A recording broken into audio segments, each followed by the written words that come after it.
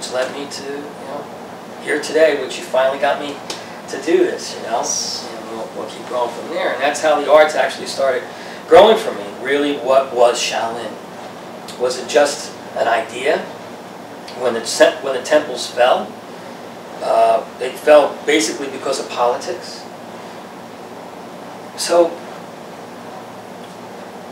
if you look at what human nature is, if you look at what people are, and what we're all trying to discover within ourselves, the art is merely a vehicle. Shaolin is really an expression, and you can have Shaolin in absolutely anything that you do. Anything that you do. And Kung Fu is also an expression, and you can have Kung Fu in anything that you do. The difference between somebody that gets out there and just plays tennis, has Kung Fu and is good, to somebody that gets out there and just does miracles, that's Shaolin. Because they express it. And then that's the two warriors facing each other. So you get somebody who's really good at playing tennis, and they're past the Kung Fu and they have their expression. Now it's Shaolin master facing the Shaolin master on the tennis field. And who's ever a little bit ahead of the game is the winner. And when you really get into like Miyamoto Musashi, where you have the two warriors facing each other, it's that saying that I always say. The first one who comes down with the sword, even if the other one may be a little bit better or a little bit worse, it doesn't matter. They're both experts in what they do, but one may be a little bit better at understanding their element and the other person's element, which gives them the edge in beating. But sometimes, you come down, whoever comes down with that sword first is the winner. Sometimes you both win. And that is the idea of Shaolin. It's understanding your expression, but it doesn't end there, because it has to envelop everything that's around you. So if you look at each human being as a miracle, no matter what their perceptions, where they're coming from, what level of education they have, if you could see their heart, which is where all the power actually comes from, then you're looking at each individual as a universe. We're each our own universes. And if you can help that individual discover that universe within themselves, and also, through that, you're also discovering things within yourself. Because literally, we're all interconnected to everything. Everything is connected, even this table. And we say the table here exists because I say it exists.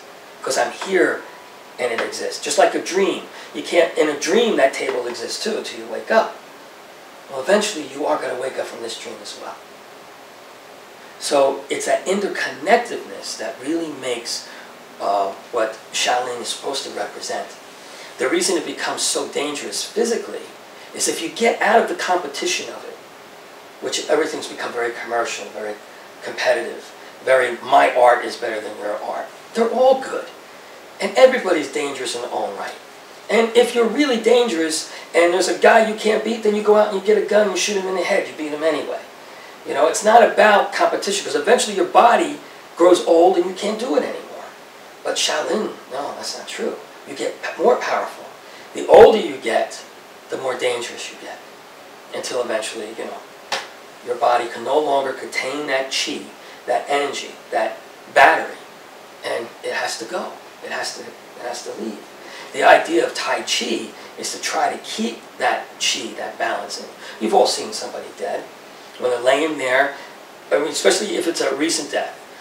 Sometimes, like if you've seen somebody get shot in the head or blown away, then obviously you recognize the death as being morbid. But if you see a person just die in their sleep, and I've seen all types of deaths, it's just like they just die in their sleep. And there's like, they're still intact. Everything's there. Why aren't they moving? And even if, especially if you're close to that person, you can almost feel like, well, they're still breathing. But they're not, because it's what you want to see. The energy that controlled that, the chi, is gone. Or whatever you want to call it. You could call it spirit. You could call it soul. You could call it universal consciousness. It's gone. And that all is what represents what Shaolin is. It's about self-discovery. It's not about killing people. Though it is very easy to kill people. You know, with your hands, it becomes very, very easy. No matter all sizes and ranges of that art, if you're truly not lying to yourself and understand what internal power is and where that comes from, it's completely different. And it doesn't matter what type of body it is in. If that body understands it, if that temple understands it, it could be a person that looks out of shape, it could be a small person, it could be a giant of a person, it could be anyone. If that body knows how to express it, you're facing a very deadly individual. And that individual is looking in concepts, in perceptions, in realities, in combat, totally on a totally different level. Nothing that is ever done on TV, on camera, or in the ring. It's completely different. You know? And that's one warrior facing the other warrior.